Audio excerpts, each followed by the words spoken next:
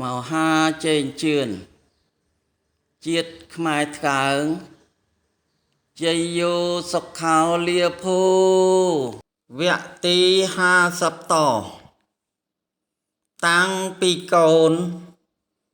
បានមកចាប់បដិសន្ធិក្នុងផ្ទៃរហូតដល់9ខែ10ថ្ងៃ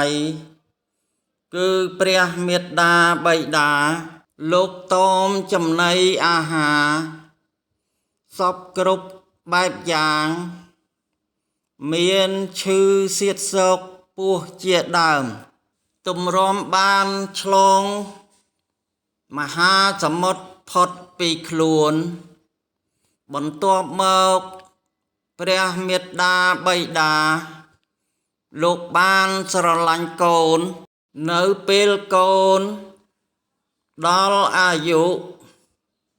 នាំឲ្យចូលសិក្សារៀនសូត្រយកចំណេះដឹងទូទៅជាច្រើន